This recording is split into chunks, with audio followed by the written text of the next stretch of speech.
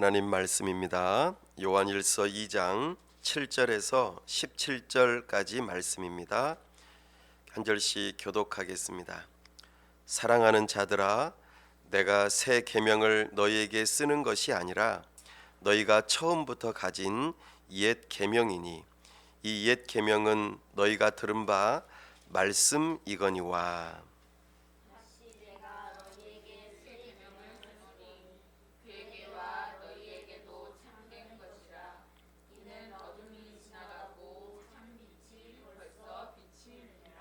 빛 가운데 있다 하면서 그 형제를 미워하는 자는 지금까지 어둠에 있는 자요.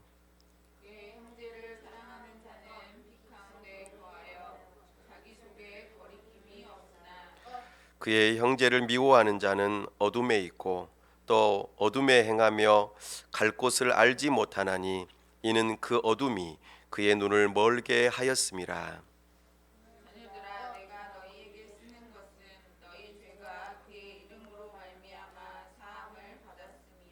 아비들아, 내가 너희에게 쓰는 것은 너희가 태초부터 계신 이를 알았음이요. 청년들아, 내가 너희에게 쓰는 것은 너희가 악한 자를 이기었음이라.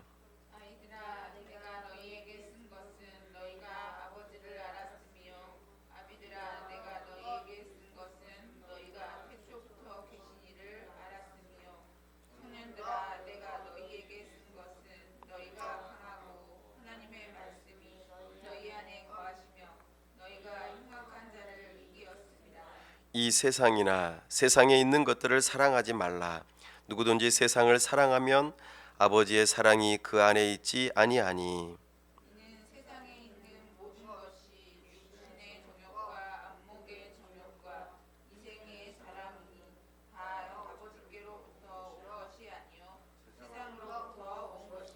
다 함께요. 이 세상도 그 정욕도 지나가되 오직 하나님의 뜻을 행하는 자는 영원히 거하느니라. 아멘. 다 함께 기도하겠습니다. 하나님 아버지, 은혜와 사랑을 감사합니다.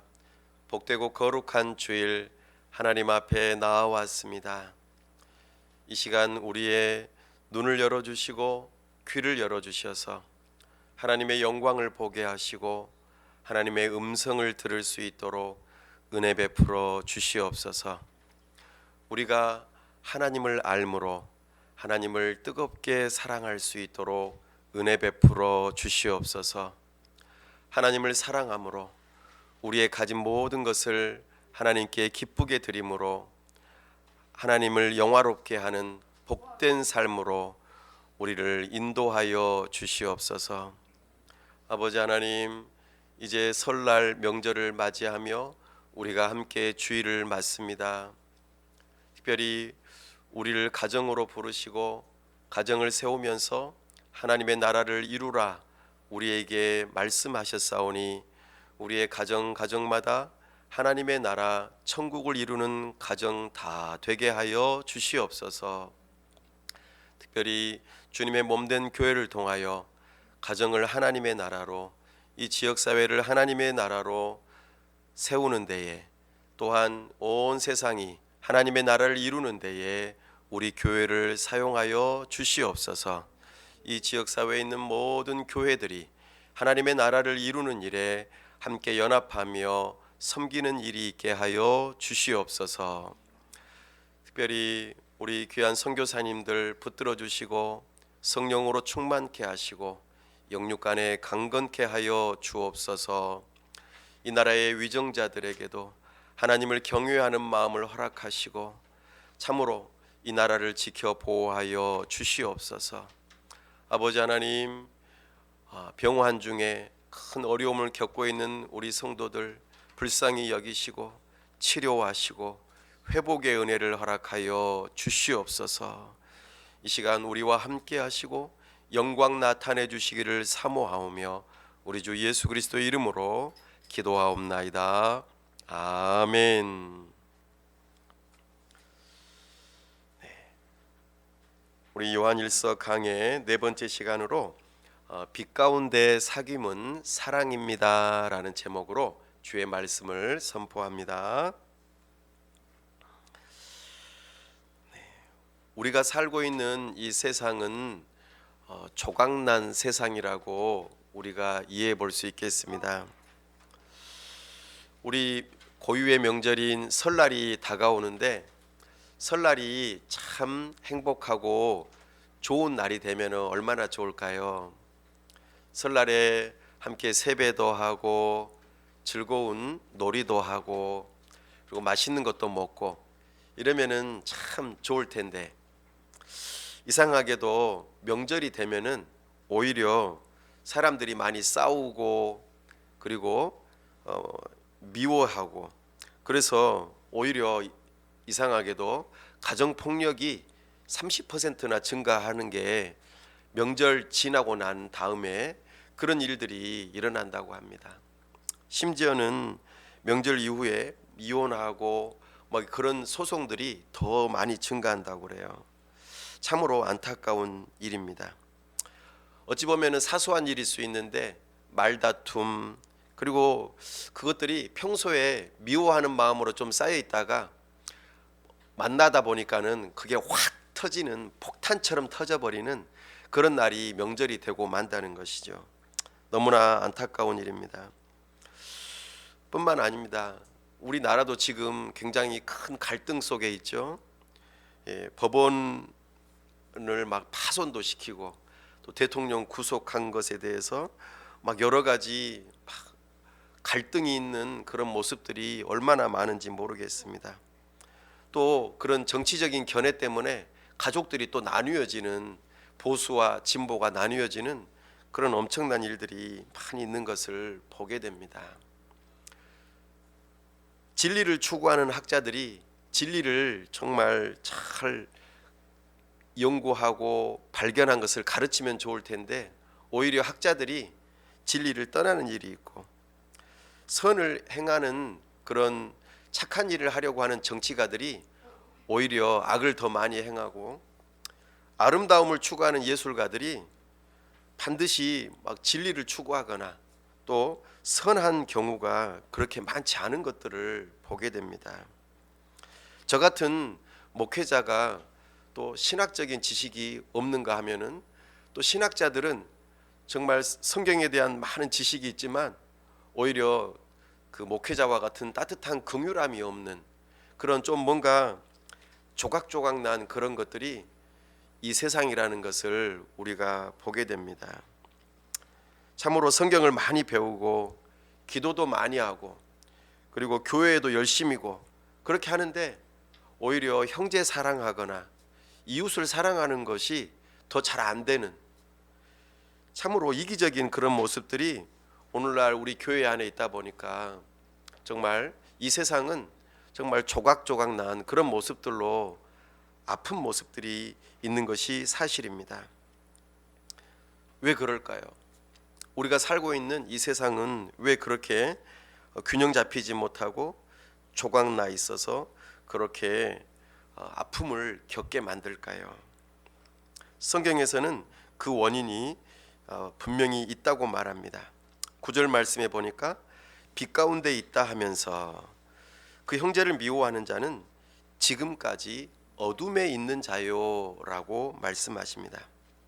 말로는 자기 자신이 그리스도인이라고 하죠. 또 행동으로도 교회에 잘 나갑니다. 직분도 있고 기도도 열심히 하고 나는 구원의 확신이 있어. 나는 지금 죽어도 천국에 갈 수 있어. 이렇게 말하는 사람인데도 불구하고 그것이 중요한 게 아니라고 지금 이야기합니다. 물론 내가 예수님을 믿고 구원받는 것 이것을 확신하는 것 중요하죠. 그러나 더 중요한 것이 있다고 말합니다. 그렇다면 너가 그 구원의 확신을 하는 그 증거는 무엇이냐라고 물어보는 것입니다. 내가 천국 갈 수 있는 그 증거가 무엇인지를 내놓아 보라고 말하고 있죠. 그래서 방금 9절 말씀에서 너가 구원의 확신이 있다면 그것을 증명해 보이는 것이 한 가지가 있는데 그것이 뭐라고 하냐면은 사랑이라고 말합니다. 사랑이 우리의 구원에 대한 확증으로서의 시금석이라고 말하죠. 시금석은 진짜인지 가짜인지를 분별하는 돌이에요. 빛 가운데 사는 신자라고 한다면 말과 행동으로 사랑을 보여주라는 것이죠. 이것이 자기가 구원받은 것에 대한 확신을 가질 수 있는 증거라고 말씀하고 있습니다. 믿음의 형제들에게 사기치지 않는 것, 교회 앞에서 사랑의 덕을 세우는 것, 하나님을 믿지 않는 이웃들에게 선한 행실로 덕을 끼치는 것, 이런 모습들까지 확증적으로 나타나야 한다는 것을 말하고 있습니다. 사랑하는 여러분, 여러분들은 이런 구원의 확신을 확증할 만한 사랑이 있으십니까? 10절 말씀에 빛 가운데 사귐에 대해서 우리에게 말씀하십니다. 그의 형제를 사랑하는 자는 빛 가운데 거하여 자기 속에 거리낌이 없으나. 요한일서에서 생명의 말씀은 빛이라고 하셨어요. 곧 하나님은 빛이시다, 이렇게 말씀하셨죠. 우리는 말씀을 읽고 묵상하고 공부하면서 빛 가운데 거할 수 있습니다. 또 이렇게 예배 중에 기도하는 중에 우리는 빛 가운데 거할 수 있어요. 하나님의 도움을 구합니다, 이렇게 할 때 우리는 빛 가운데 거할 수 있습니다. 예수님을 생각하고 예수님과 함께 동행하는 삶을 살려고 노력하는 그 모습이 빛 가운데 거하는 방법입니다. 그런데요, 우리 안에 이런 마음이 있음에도 불구하고 겉으로 드러나는 것은 그렇게 많지 않은 것 같아요. 그러나 눈으로 확실하게 보일 수 있는 한 가지 방법이 있는데, 바로 내가 빛 가운데 거하는 것을 확실하게 보여줄 수 있는 방법은 사랑을 행하는 거예요. 이것이 오늘 우리에게 말씀하시는 것입니다. 10절 말씀에서 자기 속에 거리낌이 없다, 이 표현은 걸려서 넘어질 일이 없다, 이런 뜻입니다. 다시 말씀드려서 내가 어두움 가운데 거하면은 아무것도 안 보일 때에 내가 걸어가다 보면 어떻게 됩니까? 뭔가에 걸려서 넘어질 수 있잖아요. 그러나 빛 가운데 거하면은 내가 잘 분별해서 넘어지지 않는다는 것이죠. 다시 말해서 내가 주님의 사랑 안에, 하나님의 말씀 안에 거한다면 내가 스스로 걸려서 넘어지는 일이 없다는 것입니다. 여러분은 하나님의 그 빛, 사랑 가운데 거하고 계시는지 스스로 살펴보십시오. 앞서 말씀드렸던 이 조각난 세상에서 우리의 문제를 발견하고 해결하시려고 한다면 반드시 빛 가운데 거하셔야 합니다. 우리의 모든 문제들의 해결점은 바로 사랑입니다. 사랑이 우리의 모든 엉킨 실타래를 풀어가는 실마리입니다.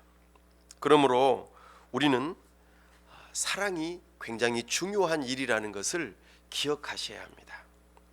가족 간에 용서하지 못한 일, 또 성도 간에 풀지 못한 오해와 상처, 이웃 간에 해결되지 않는 그런 갈등, 이런 것들을 풀어가려면 우리 안에 사랑이 있어야 합니다. 이 사랑이 우리로 하여금 위로부터 오는 지혜를 얻게 하죠. 위로부터 오는 지혜는 순결하고 정말 온유합니다. 사랑 안에 우리가 걸어가야 할 길이 있고 스스로 걸려 넘어지지 않는 그런 행복으로 갈 수 있는 길이 있다고 우리에게 말씀하십니다. 11절 말씀에 보니까 그의 형제를 미워하는 자는 어둠에 있고 또 어둠에 행하며 갈 곳을 알지 못하나니 이는 그 어둠이 그의 눈을 멀게 하였음이라. 아멘.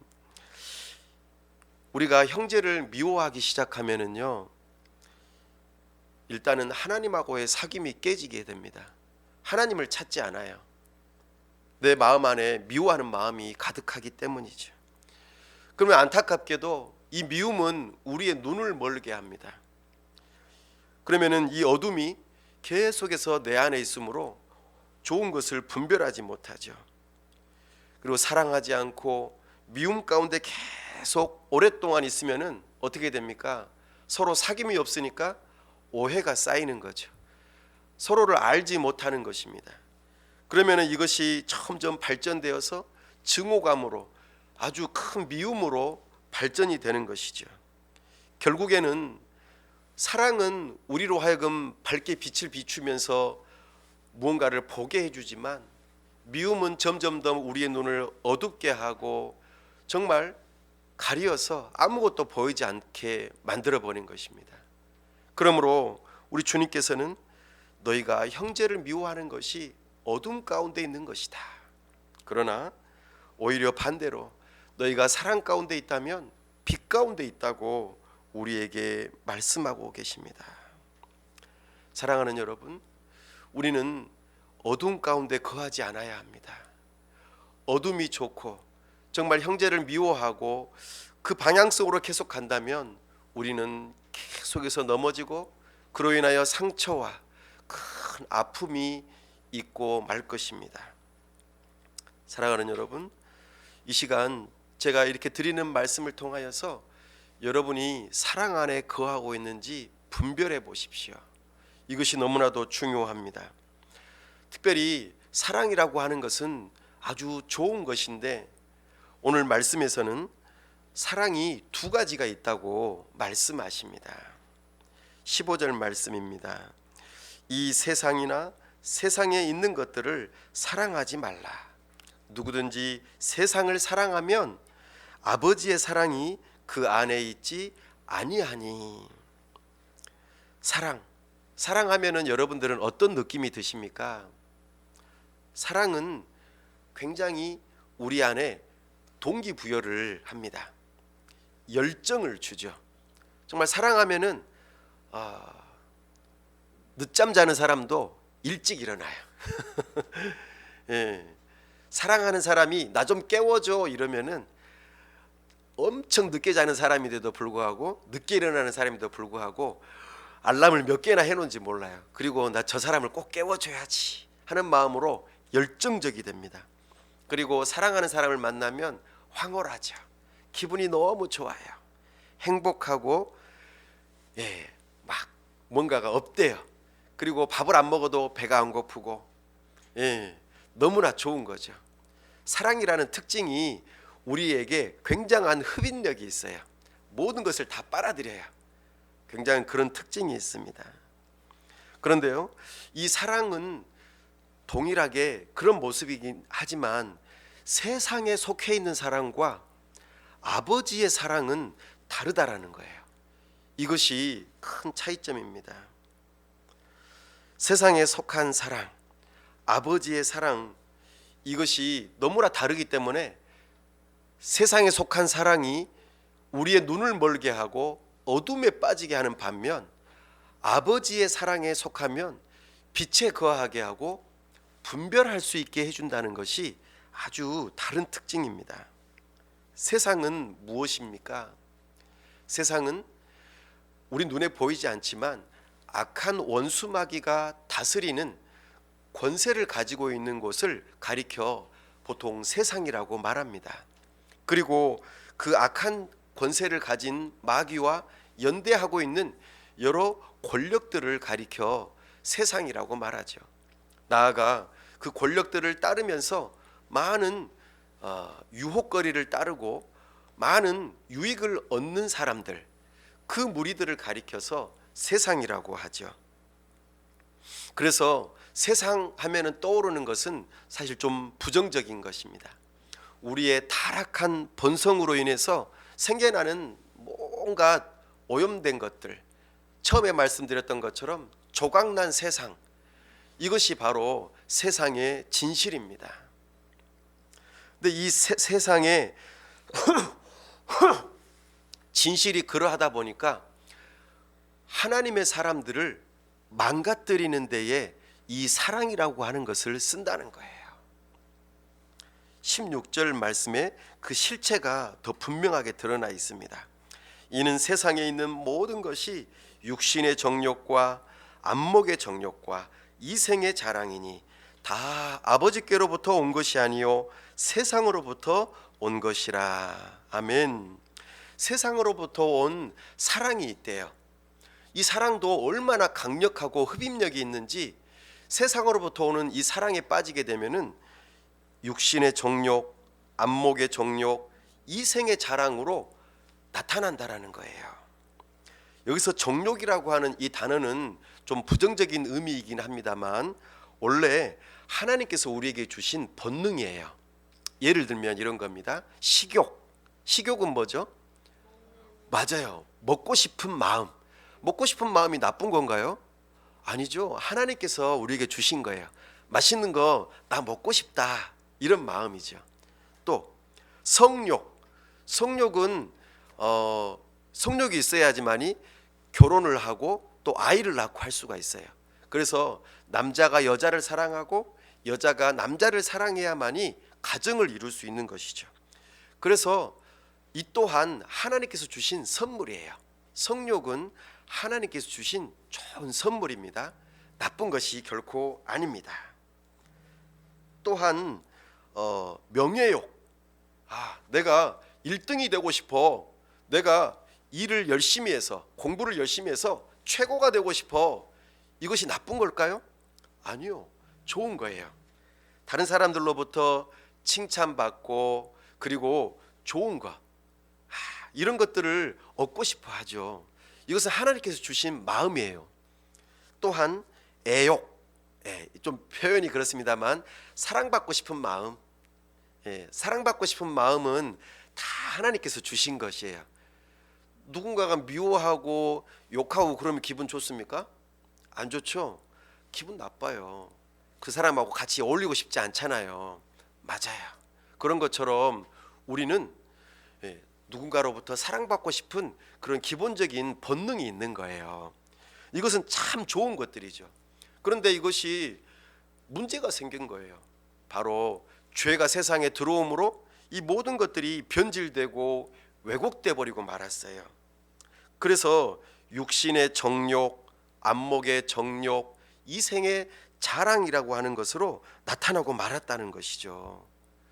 우리 창세기 3장에 한번 사건을 떠올려 보세요. 창세기 3장에 가보면은 거기에 첫사람 아담과 하와가 있어요. 그리고 또 하나의 등장인물이 나타나는데 뱀이 등장합니다. 뱀이 하와를 유혹하죠. 선악을 알게 하는 나무의 열매를 따먹으라고 하는 그런 사건이 나타납니다. 뱀이 하와를 잘 꼬셔가지고는 하와가 쏙 넘어가니까는 하와가 선악과를 보니까 어떤 마음이 든 거죠? 처음에 드는 마음이 먹음직하고, 두 번째는요 보암직하고, 세 번째는요 지혜롭게 할 만큼 탐스럽다, 이렇게 표현했어요. 이 세 가지가 방금 여기서 말하는 정욕과 자랑이에요. 사랑하는 여러분, 먹음직하다, 이것은 육신의 정욕과 연결되는 거예요. 먹고 싶다, 이것은 내가 가져야만 먹을 수 있는 거잖아요. 소유하고 싶은 거예요. 육신의 정욕은 바로 내가 이걸 소유하고 싶다, 먹고 싶다, 이런 마음들이 다 있는 거예요. 그리고요 안목의 정욕은요 눈으로 보는 거죠. 눈으로 보고는 이거 너무 좋아, 이런 식으로 하는 것과 연결됩니다. 사랑하는 여러분, 그리고 이생의 자랑. 이생의 자랑은 내가 지혜롭게 할 만큼, 내가 지혜롭다 하면 어때요? 사람들이 나의 지혜를 들으러 올 거 아니에요. 사람들이 돈을 왜 씁니까? 헬스장에 왜 가요?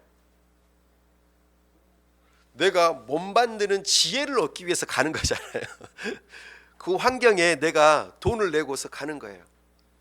이처럼 누군가로부터 배워서 내가 뭐 하고 싶은 거죠? 자랑하고 싶은 거죠. 근데 이것이 거기까지 하면은 좋겠지만 더 이상으로 나아가는 것이 될 때에 문제가 발생한다는 것입니다. 그래서 이 세상은요 무언가를 막 내가 가지려고 그래요. 막 소유하려고 그래요. 그러면 어떻게 합니까? 자원은 제한되어 있는데 막 서로 가지려고 가려면 어떻게 해야 돼요? 싸워야 되잖아요. 막 쟁취하는 거죠. 그래가지고 그걸 내가 얻어내면은 와, 나 봐라, 나 괜찮지? 이렇게 돼버리는 거예요. 이것이 내 자아를 그래 내가 이걸 소유함으로 얻었어, 나 쟁취했어, 이것으로 나는 행복해, 이렇게 생각한다는 거예요. 먹을 거를 많이 먹음으로 내가 사랑하는 사람을 내가 빼앗았어, 아니 내가 얻었어, 뭔가를 내가 이루었어, 막 이런 식으로 내가 소유욕에 빠져가지고 이것으로 나의 정체성을 찾으려고 하는 것, 이것이 바로 육신의 정욕이죠. 두 번째로 내가 그 얻은 것을 이제는 어떻게 해요? 얻었으니까 막 눈으로 보고 즐거워하는 거예요. 안목의 정욕. 그래서 너무 행복해. 야, 이거를 내가 알고 이것을 내가 소유했으니까 너무나 좋은 거예요. 이것이 안목의 정욕인데요. 이런 모습의 대표적인 인물이 하나 있어요. 누굴까요? 반지의 제왕에 나와요. 골룸이에요. 골룸. 골룸은 무엇을 소유하고 싶었죠? 절대 반지를 얻고 싶었어요. 우연히 얻었지만 그것이 너무나도 귀한 거예요. 그죠? 온 세상을 다 컨트롤할 수 있는, 내가 조정할 수 있는 이 절대 반지, 절대 힘의 반지를 내가 얻었다는 것 때문에 너무 좋은 거예요. 근데 이것을 이제 어떻게 해요? 그것만 바라보고 있잖아요. 계속 그것만 바라봐요. 그러니까 어떻게 돼요? 골룸의 눈이 앞으로 튀어나오죠. 자기가 옷을 벗은 것도 몰라요. 그리고 먹는 것도 아주 생식을 해요. 그러면서 이빨도 변하고 아주 깡마르면서 욕심쟁이로 변해서 같이 삽니까? 혼자 살아요. 그것을 내가 소유했다는 것에 너무나 만족해야 하는 거예요. 그 탐욕의 모습을 우리는 골룸에게서 발견할 수 있어요. 바로 이것이 육신의 정욕과 안목의 정욕에 빠진 자의 모습입니다. 어디 그뿐입니까? 이 정욕은요, 이생의 자랑으로 연결시키게 만들어요. 그래서 점점 더 나의 정체성은 이것을 소유한 것이야. 그리고 그게 계속해서 빠지다 보면은 결국에는 그래, 이 세상의 1인자는 나야. 모두 다 나에게 무릎 꿇어라. 자기 자신을 우상으로 만드는 거예요. 내가 하나님이 되고 싶은 거예요. 이것이 바로 이생의 자랑이에요. 내가 최고다. 최고의 정점에 올랐어. 이것이 바로 결국에는 비참하게 만들죠. 원래 우리는 하나님의 영광을 위해서 하나님께 영광을 돌리도록 우리는 하나님의 형상으로 지음을 받았어요. 그래서 내가 존재하는 목적은 하나님의 이름을 높이고 하나님께서 기뻐하시는 그런 삶을 살도록 되어 있었는데 이게 바뀌어버린 거예요. 내가 기쁘면 돼. 다른 사람은 슬퍼도 상관없어. 이런 식으로 말이죠. 바로 이것이 세상의 거짓된 악의 삼위일체예요. 첫 번째가 뭐였습니까? 육신의 정욕. 두 번째는요, 안목의 정욕. 세 번째는요, 이생의 자랑. 이 삼위일체가 결국에는 나를 망가뜨리고 이 세상이 잘못된 사랑으로 빠져들게 하는 거예요. 이 사랑이 얼마나 강력한지 그거 한번 붙들고 있으면 골룸처럼 놀 수가 없는 거예요. 골룸이 그것을 언제 놨어요? 절대 반지를 언제 놨습니까? 그래요. 용암에 빠져가지고 죽으면서도 그거 보고 있잖아요. 비슷하게 생겼습니까? 용암에 빠져 죽으면서도 그 절대 반지를 보면서 즐거워하잖아요. 세상의 사랑은 그만큼 흡입력이 있어요. 강력해요. 그러면서 우리를 어둠에 빠지게 하고 눈멀게 만들어버린다는 것입니다. 주여, 이것이 세상에 속한 사랑입니다. 이것이 바로 아담과 하와가 빠진 그 모습이에요. 아담과 하와는 실패하고 말았습니다. 첫사람 아담에게 속한 우리 모두가 다 실패하고 말았어요. 정욕과 자랑이 우리를 다스리게 되고 결국에는 우리 또한 정말 조각난 세상에서 너무나 아파하고 힘들어하고 괴로워하는 것이죠. 그러나 둘째 아담이신 예수님께서 이 땅에 오셔서 그 세상을 사랑하게 하는 그 시험을 이기셨다는 거 아닙니까?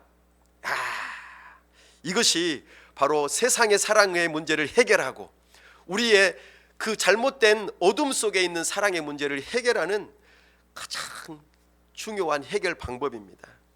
우리 예수님께서 40일 동안 금식 기도하시고 난 다음에 마귀에게 시험을 받으셨잖아요. 이게 마태복음 4장에서 나옵니다.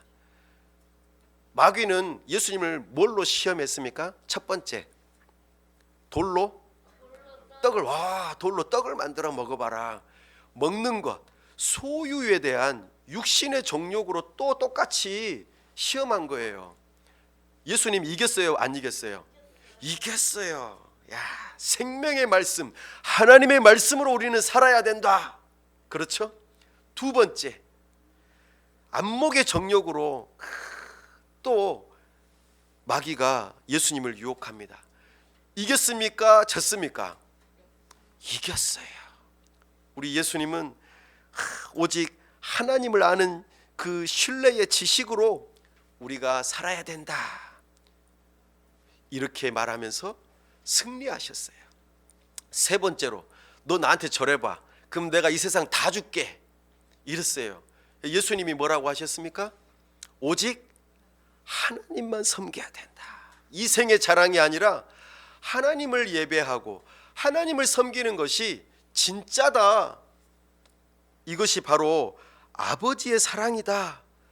이렇게 예수님께서 마귀의 세상의 사랑에 승리하신 모습을 우리에게 보여주셨습니다. 이 예수님을 믿는 믿음의 사람들은 동일하게 함께 승리하는 거예요. 마치 나는 축구를 직접 하지는 않지만 국가대표 선수들이 우리를 위해서 축구를 열심히 해서 승리를 하면은 내가 이긴 것과 똑같잖아요. 마찬가지예요. 예수님께서 그 세상의 사랑을 승리하심으로, 악한 원수마귀의 시험을 이기심으로 우리가 예수님 편에 서 있으면 나도 승리하는 것이 되시죠. 맞습니다. 그러므로 우리는 이 예수님을 믿고 의지해야 합니다. 아버지의 사랑에 속한 사람들이 바로 교회라고 오늘 말씀하고 있습니다. 사랑하는 여러분, 아버지의 사랑만이 세상의 사랑을 이기고 우리가 빛 가운데 거하면서 진짜 사랑을 할 수 있다고 말씀하고 계십니다. 아버지의 사랑은 그러면 뭘까요? 아버지의 사랑은 아들을 내어주시는 사랑이었습니다. 육신의 정욕, 돈을 더 많이 가지고 싶어요. 이것이 나에게 생명을 가져다주고 풍성한 삶으로 인도해 줄 거라고 생각해요. 돈이 더 많이 있어야 돼. 그래야만 내가 먹을 것도 많아지고 또 누리고 싶은 것도 많이 누리고 원하는 거 다 할 수 있어. 이렇게 생각한다는 거죠. 아니요. 한계가 있어요. 우리는 내어주신 바 된 그 하나님의 사랑을 붙들어야 합니다. 그래야만 우리가 살 수 있습니다. 안목의 정욕, 성적인 타락으로 빠져들게 만드는 이 안목의 정욕, 왜 그럴까요? 우리가 왜 불륜을 일으키고 왜 잘못된 길로 빠지게 됩니까? 내 안에 친밀한 사랑이 필요하기 때문이에요. 그 친밀한 사랑을 누리지 못하기 때문에 다른 것에서 내가 사랑을 얻으려고 하다 보니까 안목의 정욕에 빠지고 만다는 것입니다. 그러나 우리 주님께서는 아들을 내어주신 그 사랑으로 우리를 사랑한다고 말씀하세요. 그러므로 우리는 세상의 사랑이 아니라 하나님의 사랑을 받아 누리실 수 있어야 합니다. 사랑의 결핍은 결국에 나 자신에게 빠지게 만들지만 아버지의 사랑은 그 안에서 참된 자유를 누리고 참된 사랑을 누리면서 우리에게 참된 생명을 가져다 주십니다. 우리가 예수님을 바라볼 때에 그분이 나를 위하여 죽어주신 그 사랑에 감격하면서 우리는 참된 사랑, 진정한 사랑으로 모든 이들을 사랑할 수 있는 힘이 생긴다는 것이지요. 사랑하는 여러분, 우리가 육신의 정욕과 안목의 정욕과 이성의 자랑에 빠지지 않으려면 아버지의 사랑에 거해야 합니다. 리차드 포스터라고 하는 유명한 분이 쓴 책이 하나 있어요. 그분은 쓴 책 이름이 뭐냐면 돈, 섹스, 권력, 이런 세 가지 주제를 다룬 책이에요.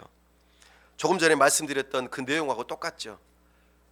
육신의 정욕을 돈으로, 안목의 정욕을 섹스로, 그리고 이생의 자랑을 권력으로 리처드 포스터는 보았어요. 참 잘 보았습니다. 근데 그 문제를 해결하려면 어떻게 해야 되는가라고 리차드 포스터는 이렇게 말합니다. 돈에 대해서 안 넘어지려면 청빈해야 합니다. 청빈한 청지기가 되어야 합니다 라고 말합니다. 두 번째로, 섹스에 의해서 잘못된 길로 빠지지 않으려면 정절을 잘 지켜야 됩니다 라고 말합니다. 권력의 그 자랑에 빠지지 않으려면 복종을 잘 배워야 합니다 라고 가르쳐 줍니다. 어떻게 보면은 그럴듯하고 괜찮은 답인 것처럼 보일 수 있겠지만 사실 이거는 우리가 할 수 없는 일이에요. 너 이거 해봐, 너 이거 할 수 있어 라고 하는 것은 율법이 시키는 일이죠. 그러나 율법은 우리에게 참된 자유를 주지 못합니다. 오히려 우리의 한계를 느끼게 하죠. 우리의 잘못을 깨닫게 할 뿐입니다. 그리고 오히려 금욕주의에 빠지게 하는 그런 일이 있게 만듭니다. 그래서 이것이 싫은 사람들은 전부 다 자유주의에 빠져요. 그래서 그냥 방종한 삶을 살아가고 마는 것이죠. 양극단의 삶으로 빠지고 만다는 것입니다. 그래서 우리 주님께서는 우리에게 가르쳐 주시기를 너희가 아버지의 사랑 안에 거해야 한다고 말씀하십니다. 그것이 7절 8절 말씀에서 하고 있는 내용입니다. 7절 8절입니다. 사랑하는 자들아, 내가 새 계명을 너희에게 쓰는 것이 아니라 너희가 처음부터 가진 옛 계명이니 이 옛 계명은 너희가 들은 바 말씀이거니와 다시 내가 너희에게 새 계명을 쓰노니 그에게와 너희에게도 참된 것이라. 이는 어둠이 지나가고 참 빛이 벌써 비침이니라. 아멘. 옛 계명, 옛 계명은 옛 언약 안에서 나타난 선포되어진 모세의 율법이에요. 여러분들이 조금 전에 십계명을 낭독했던 그 내용이지요. 그러나 이것이 새 언약 가운데 새 계명으로 선포되었다고 말씀하고 있어요. 사실 이 두 가지는 다른 게 아닙니다. 똑같아요. 옛 계명이나 새 계명은 둘 다 동일하게 하나님을 사랑하고 이웃을 사랑하는 거예요. 그 의미가 결코 다르지 않죠. 그러나 구약의 그 계명과 신약의 그 계명이 차이점도 있다는 것을 사도 요한이 말하고 있습니다. 첫 번째는요, 구약에서는 이거 해라, 이거 하지 말아라 하고 계속해서 울타리를 쳐줘요.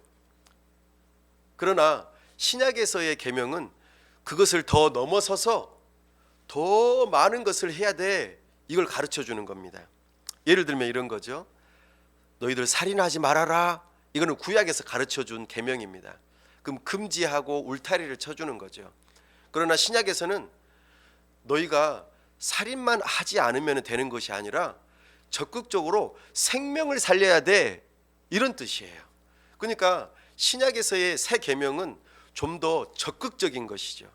생명을 살리고 그것을 위해서 너가 가지고 있는 생명을 나눠줘야 돼 라고 말하는 것이 새 계명이라는 것입니다.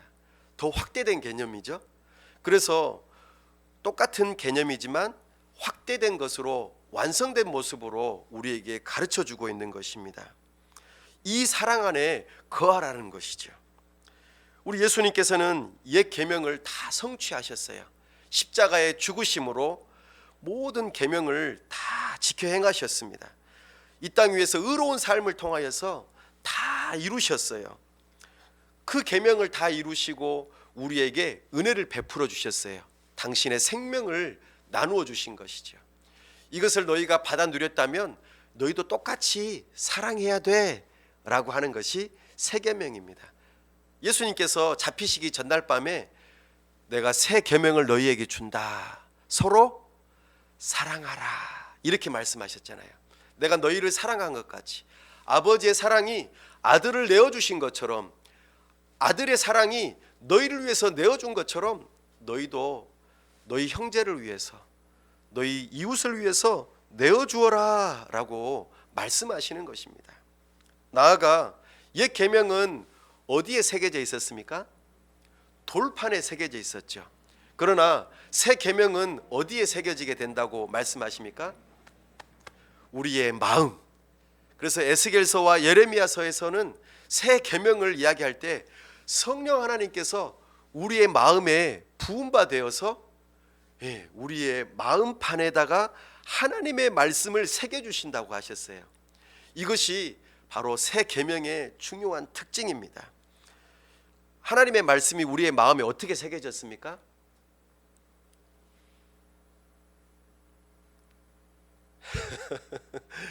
영접하는 자, 곧 그 이름을 믿는 자들에게는 하나님의 자녀가 되는 권세를 주셨으니 라고 하면서 하나님의 말씀이 우리의 마음에 들려졌을 때에 우리가 그것을 믿으면은 우리가 영혼이 거듭나는 거예요.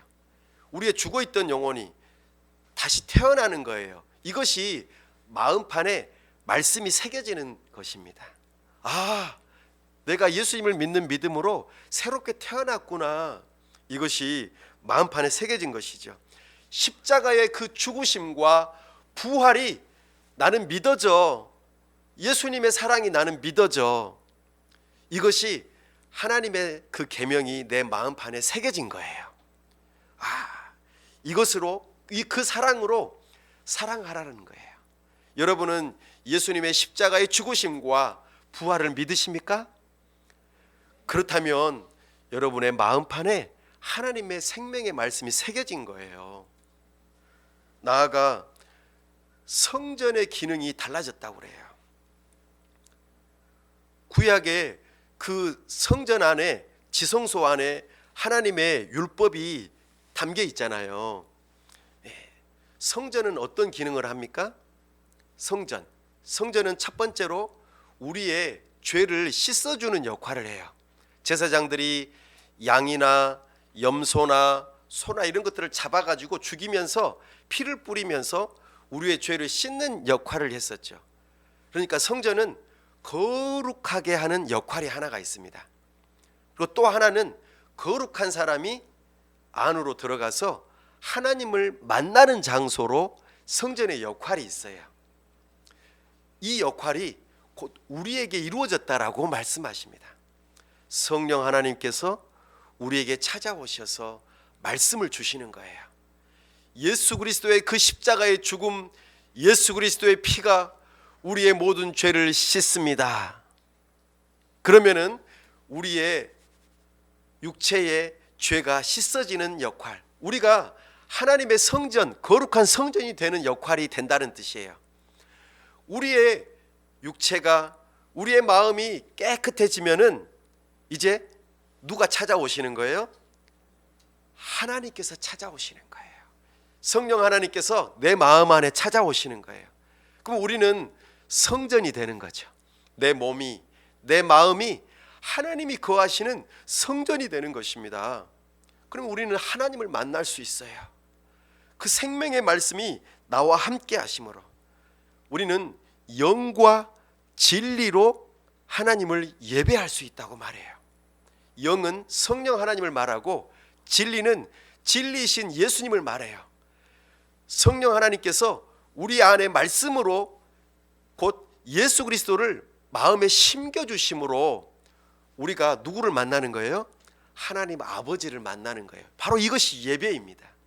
이것이 신약에서 이루어진 새 계명이에요. 여러분들은 이 계명을 믿으십니까?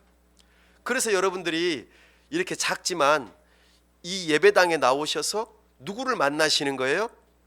하나님을 만나는 거예요. 성령 하나님께서 내 안에 오셔서 말씀이신 예수님이 내 마음판에 새겨지게 하시고 그 예수 그리스도의 십자가의 죽으심과 부활을 믿는 믿음으로 하나님 앞에 나아가 예배하는 것이죠. 이것이 바로 새 계명이라고 말씀하고 있습니다. 구약의 백성들은 그 계명을 가지고 있으면서도 지키지 못했어요. 불순종했단 말입니다. 그래서 그들은 결국에는 이방 나라의 포로로 붙잡혀 가잖아요. 그렇죠? 그러나 우리 새 계명을 받은 자들은 성령 하나님께서 우리 안에 거하심으로 이 말씀을 순종할 수 있는 능력까지 주신대요. 와, 능력 있어. 능력 있어. 예수님을 믿는 믿음의 사람들은 불순종하는 무능력자가 아니라 하나님의 말씀을 믿고 순종함으로 정말 하나님을 기쁘시게 하는 아버지의 사랑이 거하는 서로 사랑할 수 있는 능력까지 주어진다고 말씀하고 있습니다. 그래서 이것이 어디까지 확대될까요? 내 안에 하나님의 사랑이 가득 있어서 우리의 형제에게 흘러가고 그 형제를 향한 사랑이 세상으로 흘러갈 수 있도록 우리를 부르셨다고 말해요. 이것을 가리켜 교회라고 합니다. 그래서 이 어두운 세상 가운데 마지막 유일한 소망이 교회예요. 빛 가운데 사귐을 가지고 있는 교회가 아버지의 사랑을 가지고 있기 때문에 유일한 소망이라고 성경에서는 말하고 있습니다. 사랑하는 여러분, 그래서 우리는 교회로 부름받았어요. 그 교회 안에는 여러 모양의 사람들이 있어요. 크게 세 부류가 있습니다. 요한일서 2장 12절 말씀에 자녀들아, 또 14절 말씀에 아이들아 이렇게 표현하고 있죠. 네. 그리고 14절에 좀 뒤에 보면은 청년들아 이렇게 표현하고 있고 13절 말씀 안에는 아비들아 이렇게 또 표현해요. 그러니까 교회 안에는 아이들이 있고 청년들이 있고 아비들이 있습니다. 이것은 연령대별로 있다는 뜻이기도 하지만 실제적으로는 영적으로 어린아이인 사람, 청년인 사람, 아주 성숙한 아비인 사람, 세 부류의 사람들이 있다고 말해요.